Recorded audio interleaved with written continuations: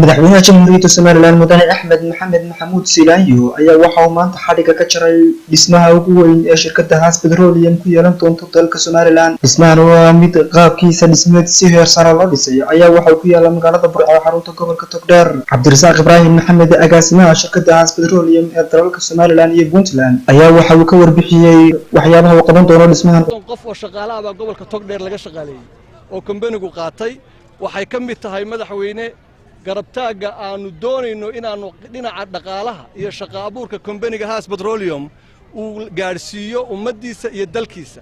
madaxweyne kambaniga investmentiga uu dalka gelinayo wuxuu ka keenay dalka dibadiisa ee gudaha kama samayn. dalkii baanu dhaqaalihi u soo celinay, shaqo abuur baanu ku samaynay, maalgelin baanu ku samaynay. ku soo dhawow madaxweyne, aad bay sharaf noogu tahay. waxaanu meeshan ka hirgelinay 9 ganacsi madaxweyne oo qaarkood qaaradda Afrika laba dal oo kaliya ku yaalaan. waxaa ka mid ah waxa loo yaqaan wheel balance and wheel alignment oo baabuurta lagu hagaajiyo dalka South Africa iyo Kenya kaliya qaaradda Afrika leh. maantana magaalada Burco ayaa noqotay magaaladii saddexaad ee qaaradda Afrika. madaxweyne sharaf bay noo tahay, waana kuugu mahadnaqaynaa.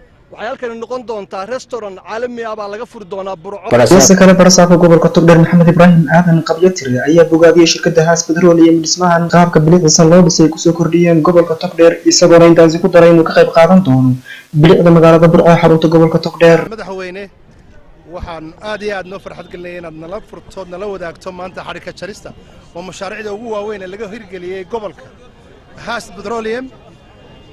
mudane Axmed Maxamed Maxamuud Silaanyo madaxweynaha qaranka Soomaaliland ugu dambeyn madashaasi ka hadlay waxa uu horan u hambaliyay shirkadda Haas Petroleum dhismaha bilicda ay ku soo kordhisay dalka Soomaaliland gaar ahaan gobolada bari isagoona Ilaahay uga baryay in dhismahan uu noqdo mid dalka iyo dadka anfaca.